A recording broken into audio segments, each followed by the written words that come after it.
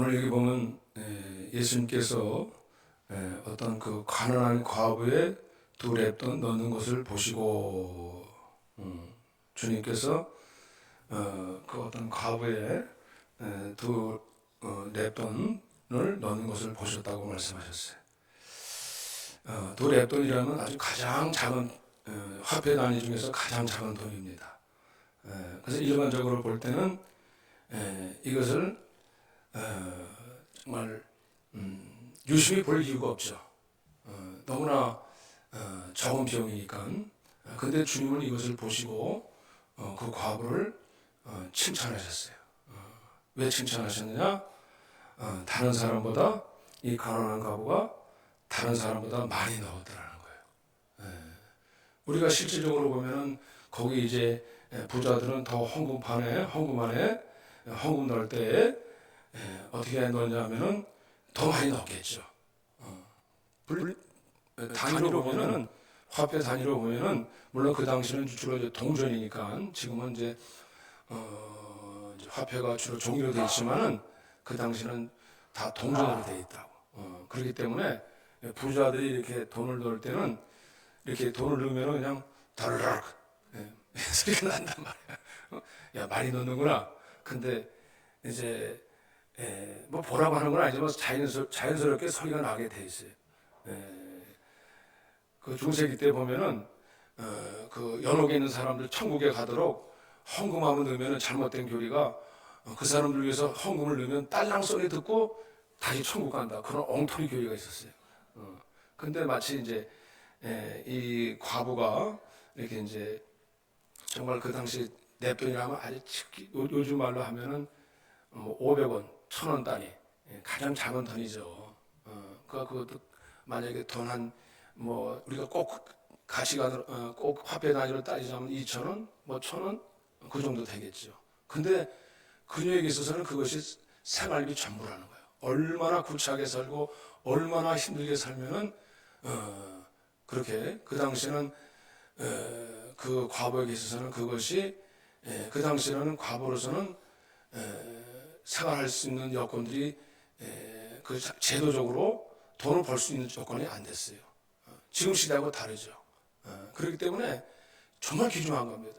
자신의 전부입니다. 근데 그것을 넣었을 때 딸랑 소리 났잖아. 뭐 아무것도 아니지 뭐. 근데 주님은 그것을 보셨다는 거예요. 주님은 그것을 보시고 그 저에게 생활비 전부를 넣었다. 뭐 우리가 잘 들으면 우리가 이 헌금 얘기를 하면은 또 물론 생활비 전부를 넣으십시오. 뭐 그런 뜻으로만 해석할 건 아니에요. 이것은 뭐냐면 여기서 어떤 의미가 있느냐면 생활비 전체라는 것은 원어적인 의미는 내 전부 생명의 전부다. 이거 전부다. 전체적으로 내가 전부를 드립니다. 그녀에게서는 전적인 하나님께 의뢰함으로 그 전부를 드린 거나 마찬가지로. 어떻게 그런 것을 보실 수 있었을까? 주님은 유심히 보셨다는 거예요. 부자들이 헌금하는 것도 보시고 또 가난한 사람이 헌금하는 걸 보시고. 오늘날 우리의 신앙생활은 무엇을 합니까? 하나님이 보시느냐 안 보시느냐. 그게 결정이 되어 있는 거예요, 사실은. 시편에도 16편인가 하나님을 두려워하지 않는 자는 하나님이 없다 하는도다. 그래서 악인은 하나님을 두려워하지 않는다. 그러니까 하나님이 안 보신다는 거예요. 없다는 것은 하나님이 감찰하지 아니하신다. 살피지 않으신다는 거예요. 하나님이 보지 않으시니까 아무 상관이 없다라는 거예요. 그래서 하나님을 두려워하지 않는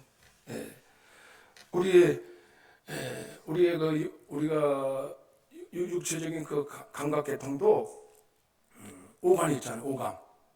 뭐 시각이 있고 촉각이 있고 청각이 있고 후각이 있고 미각이 있고 다 중요하지만은 특별히 시력이 중요해요. 시력을 잃으면 다 잃은 거나 마찬가지입니다. 생활 자체가 어려워요.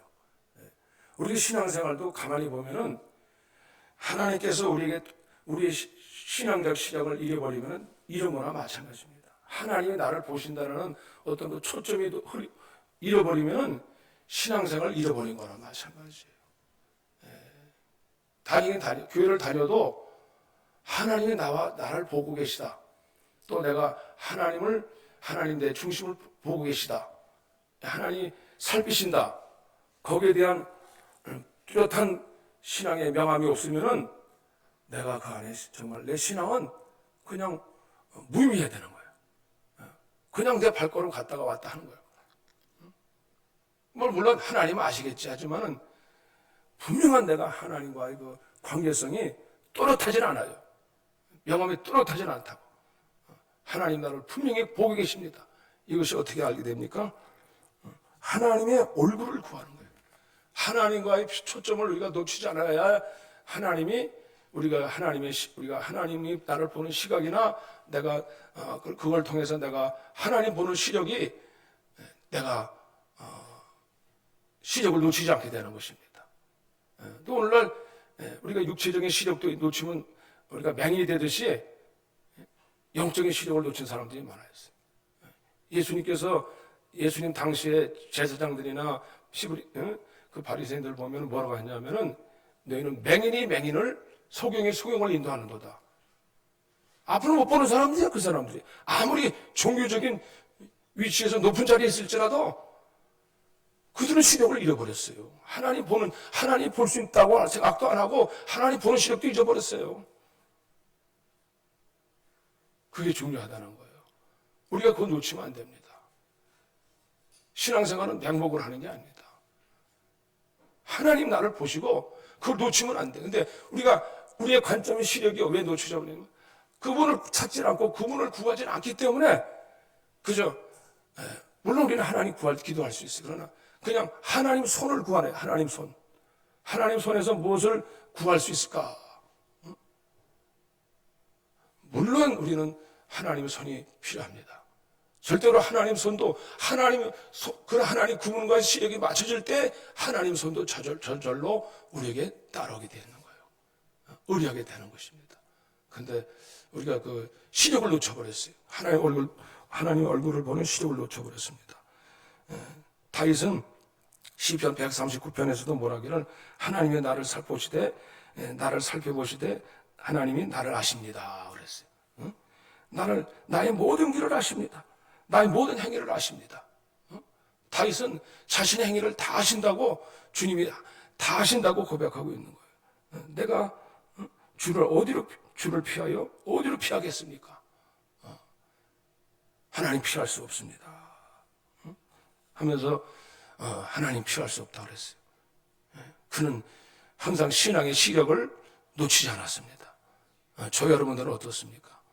우리는 영적 시력을 놓치지 말아야 됩니다.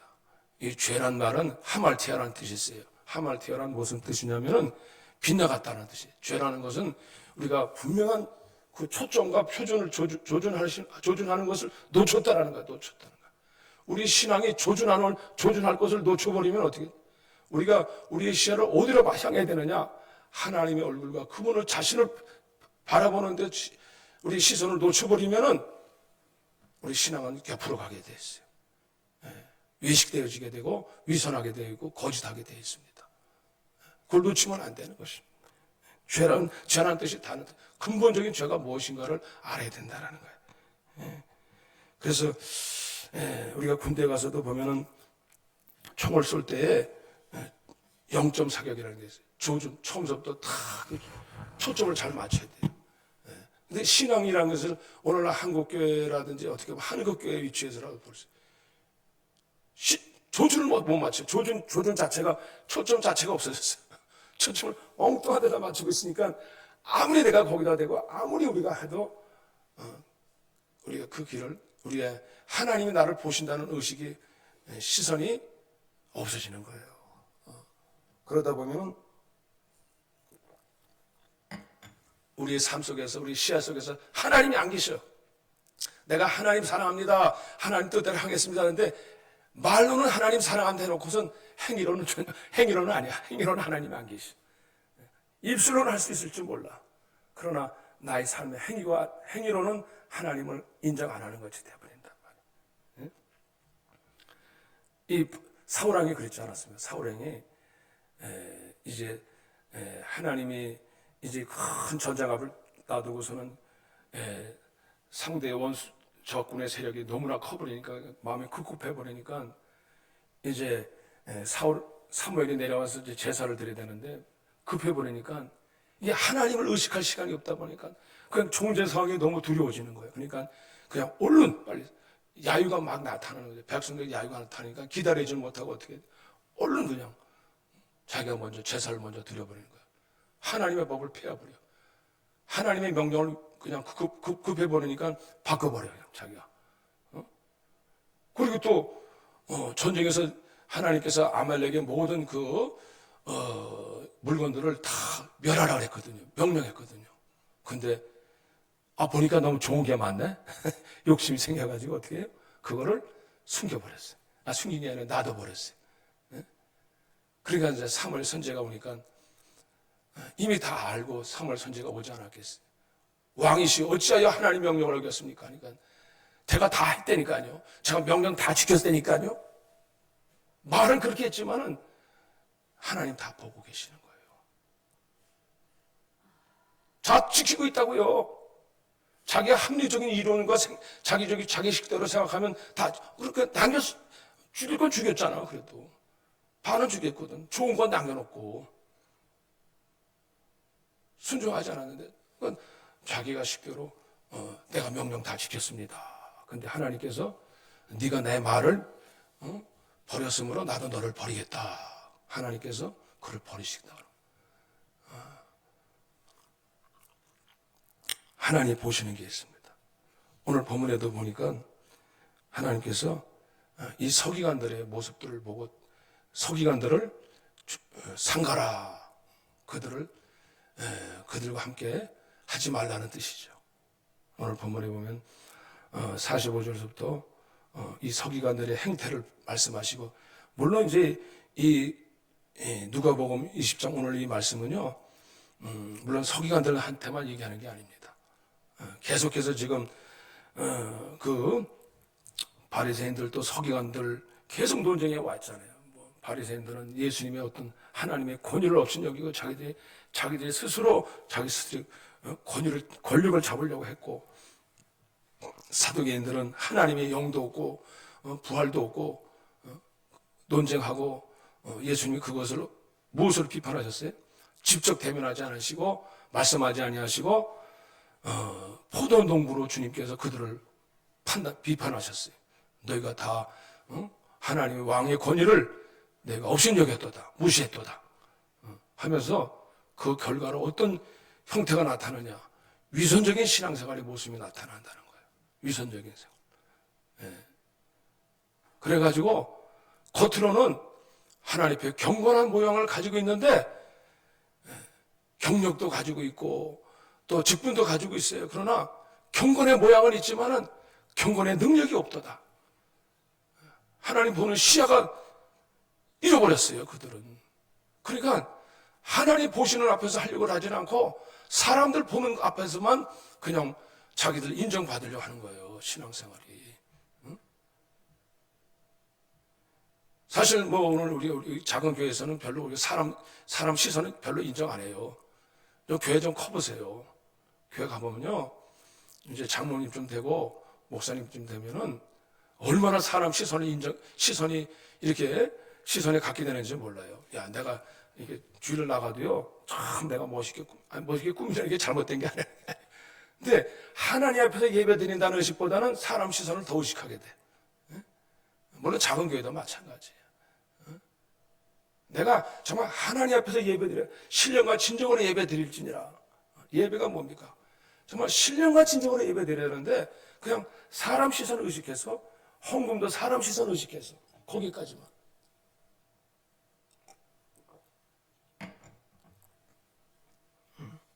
자칫하면은 우리가 그 모습을, 오늘 여기 사기관들의 모습을 우리가 찾을 수 있어요. 그들은 예수께서 그 제자들에게 이르시되 긴 옷을 입고 다니는 것을 원하며, 그들은 시장에서 문화받는 것, 회당의 높은 자리, 잔치 윗자리를 좋아하는 서기관들을 상가라 그랬어요. 겉으로 사람들 앞에 시선을 엄청 의식합니다. 긴 옷을 다 자신들을 특별한 존재로 이렇게 세우는 걸 좋아하는 거예요. 어떤 그 잔치 자리 가서도 상지 않는 걸 좋아하는. 자기들은 좀 품격 있는 사람으로 좀 더 뭔가 나은 존재로 이게 보이기를 좋아하는 거죠. 뭐 그래서 나쁠 건 없어요. 나쁠 건 없는데 실상은 그렇지가 않다는 거예요. 겉으로만 바깥으로만 그렇게 보이는 것이 중요하다는 거예요. 왜냐? 그들은 과부의 가산을 삼키며 이게 얼마나 지금 악한 일입니까? 가장 약한 자를 갖다가 아니 우리가 그런 말이 있잖아요. 뭐 빈대에 빈대를 감사 무슨 빈대를 빨아먹나? 벼룩의 간을 빨아먹나? 없는 사람 벼룩의 간 맞네. 벼룩의 간 빈대가 아니네. 없는 사람 그 당시 정말 가부는 진짜 없는 사람 아닙니까? 구제를 하지 못할 망정 그들의 그 재산을 다 제도가 그들은 어떤 힘이 없다 보니까 제도적으로 힘이 없다 보니까 그걸 그냥 다 약탈해 버리는 거예요.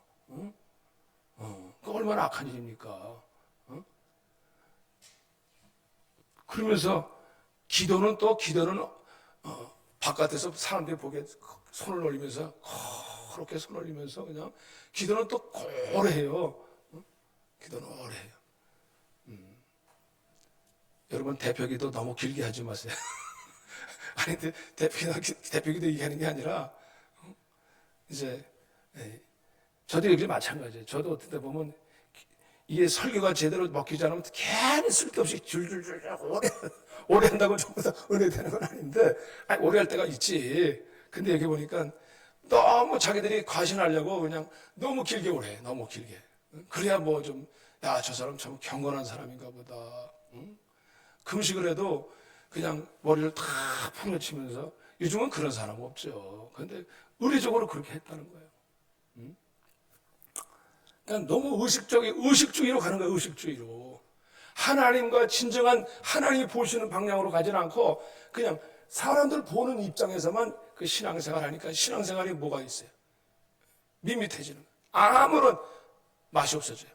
소금이 그 맛을 잃어버리는 거예요. 하나님의 은혜가 없어져 버리면 어떻게 돼요? 하나님의 은혜가 소멸되어 버리는 거예요.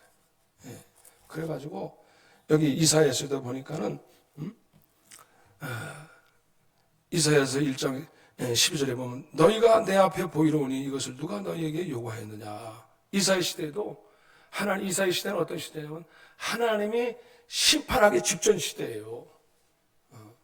근데 그런데도 불구하고 예배 드리러 나오긴 나왔어요. 근데 너희가 내 마당만 밟을 뿐이니라 그랬습니다. 헛된 재물을 다시 내게 가져오지 말라. 번양은 내게 가증 여기는 바요. 올석과 안식일과 대화로 모이는 것도 그러하니라. 아니 재물을 가져오라고 하신 분이 하나님이신데 왜 또 재물을 가져오지 말라 그래요? 이게 무슨 말이에요? 못 받겠다 이거야. 못 받겠다. 너희가 왜 성애와 아울러 악을 행하는 것을 내가 견디지 못하겠다. 너희 자신이 삶은 고치진 않아. 생활은 전혀 바뀌질 않아. 너희 근본적인 것은 너희들의 삶이 바뀌질 않아. 앉아 계세요. 왜 뜨거워서 그러세요? 그래서 하나님께서 그것을 싫어하신다는 거예요. 하나님은 너희들 마음을 씻으라 이거예요. 너희들 마음을 깨끗이 씻고 깨끗하게 해서 그것을 고치라는 거예요. 왜 못 고칩니까? 하나님이 시선이 없으니까 하나님이 안 보이니까는 행실 고쳐집니까? 안 고쳐지는 거예요. 이 습관이 가장 안 고쳐지는 거예요. 이 안에서는 막 이게 꼬르는 그냥 이 옛날 오랫동안 익혀져 있던 그 습관이 잘 안 없어져요. 하루아침에 됩니까? 이게 안 되는 거예요. 안 바뀌어지는 거예요. 하나님과 우리가 진실해져야 돼요. 그래서 내가 정말 하나님 앞에서 내 자신을 발견하고 내가 회칠한 것을 알고 내가 이렇게 회개하고 돌이킬 수 있는 마음이 전혀 생기질 않아. 하나님께서 말씀하시되 오라 우리가 서로 변론하자. 너희의 죄가 주홍 같을지라도 눈과 같이 휘어질 것이 저런같이 붉을지라도 양털같이 희게 되리라. 하나님을 찾되 나를 찾으라 이게. 너희가 나를 찾지 않는다. 너희가 어찌하여 아직도 너희가 악행을 버리지 못하고 과부를 오히려 그들을 과부를 도와줘야 되는데 그들을 이제 가산을 삼키느냐 그렇게 말씀하고 계시는 거예요.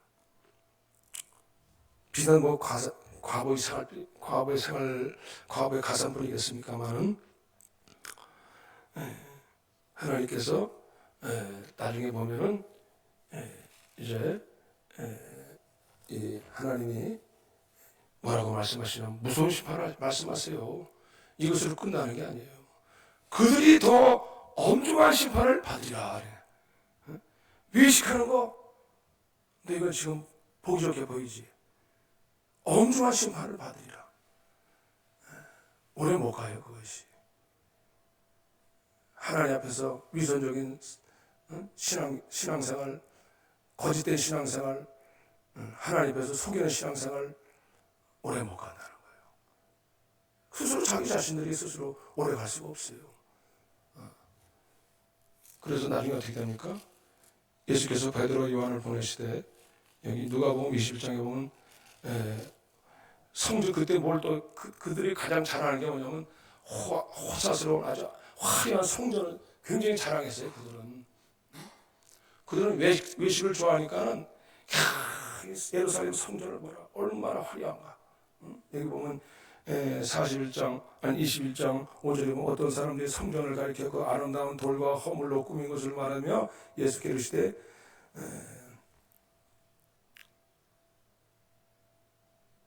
허물로 아름다운 돌과 허물로 꾸민 것을 말하며 그랬어요. 예수께서 이르시되 그걸 자랑했다는 거예요.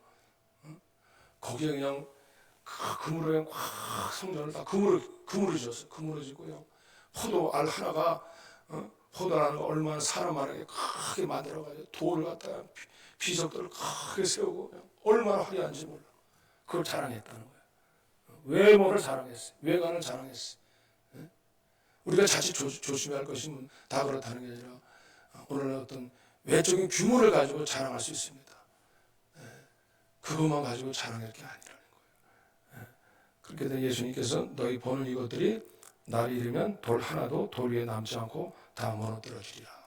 나중에 하나님이 이사야 시대에도 마찬가지지만은 다 포로로 끌려가고 다 무너져요. 그리고 이 시대에도 또 하나님께서 또 한번 무너뜨려 버리시죠. 야, 우리가 이것을 보면은 우리 신앙이 정말 하나님 앞에 진실하지 않으면 안 되겠구나. 진실해야 되겠다. 거짓되고 위선되면은 우리가 갈 수가 없다. 스스로 물론 국가적인 건 아니고 내 자신의 신앙이 무너질 수 있다는 거예요. 하나님 보시는 것 없이 여겨버려요. 무시해버려요. 교회 출석하는 거 주일날 지키는 거 무시해버린다니까. 그런 것부터가 우리가 하나님 앞에 우리가 경건의 능력 삶을 사는 것을 무시해버린다고. 그래서 하나님은 우리 초점을 어디에 보고 계시냐. 여기 보면 주님께서는 그 두렵던 가보를 보시는 거예요. 비록 그 여인은 가난한 가보였지만은 그 생활비 전부를 넣었다. 사람들이 볼 때는 별거 아니에요, 진짜. 가장 적은 돈을 냈었는데 주님 보실 때는 가장 큰 돈을 냈다. 가장 헌금을 다른 사람보다 더 많이 넣었도다. 그 여인의 형편과 사정을 볼 때 그 여인 쪽에 볼 때는 그 전부를 넣었다. 단순히 그 헌금 비용이 중요한 게 아니라 그 여인의 전부를 넣었다는 전부. 정말 의뢰가 그 여인의 시선이 어디가 있었느냐. 그 여인은 정말 하나님의 눈을 가지고 주님 앞에서 그 주님의 눈을 가지고 주님을 마음의 눈을 열어주셔가지고 주님을 진실하게 의뢰하게 된 줄로 믿으시기를 바랍니다. 오늘도 우리가 주님을 의뢰한다는 것이 뭐예요? 정말 주님은 나의 반석이 되신다는 뜻이에요. 내가 그분을 의뢰할 때 내 인생의 전체를 주님이 지켜주십니다. 살피십니다. 이걸 의뢰한다는 것입니다. 우리는 당장 현재만이 아니라 그분은 우리의 삶의 영원한 반석이 되십니다. 그런 뜻이에요. 그래서 주님이 그걸 바라보신다는 거예요. 우리 이사야서 26절 한번 보시겠습니다. 이사야서 26장에 보면 찾으시지 않아도 돼요. 제가 찾으면 되니까. 이사야 26장 이렇게 말씀합니다. 그날의 일정의 그 노래를 부르리라. 유대 땅에서 이 노래를 부르리라. 우리에게 견고한 성읍이 있으며 그랬어요. 우리에게는 반석이 여호와께서 구원을 성벽과 외벽으로 삼으리로다. 우리에게는 영원한 반석이 있으리로다. 너희는 문들을 열고 신의를 지키는 의로운 나라가 들어오게 할지어다. 주께서 심지가 견고한 자를 평강하고 평강하도록 지키심이로다. 너희는 여호와를 영원히 신뢰하라. 주 여호와는 영원한 반석이심이로다. 할렐루야. 그래서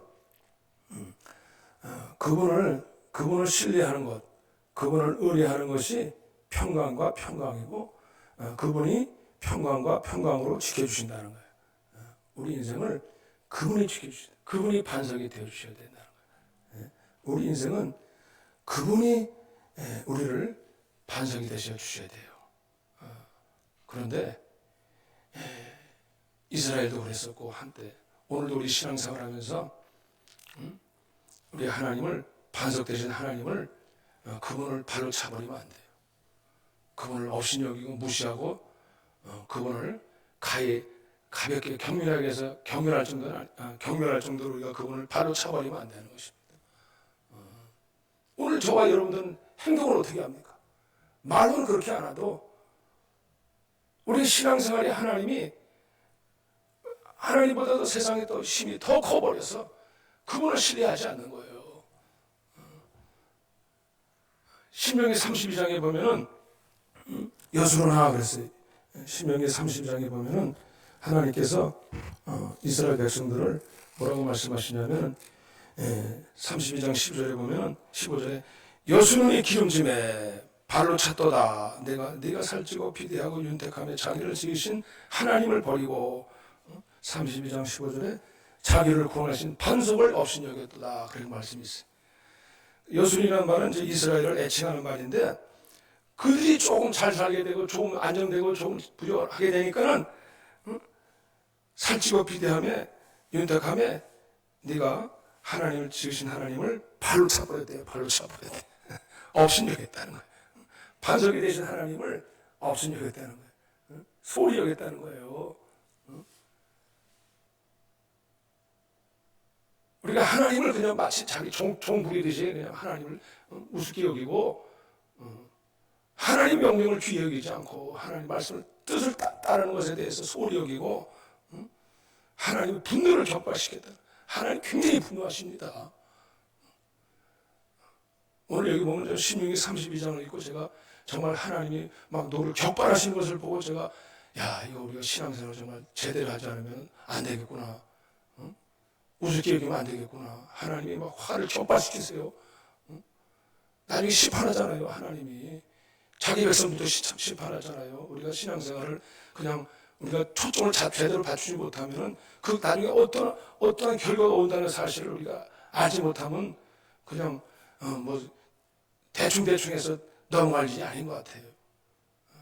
오늘 우리가 자칫하면은 그저 그냥 평안이 있도다 이렇게 얘기할 그게 아니거든. 그들이 그 외식하는 신앙을 가지고 나중에 어떤 결과가 왔는가를 보잖아요.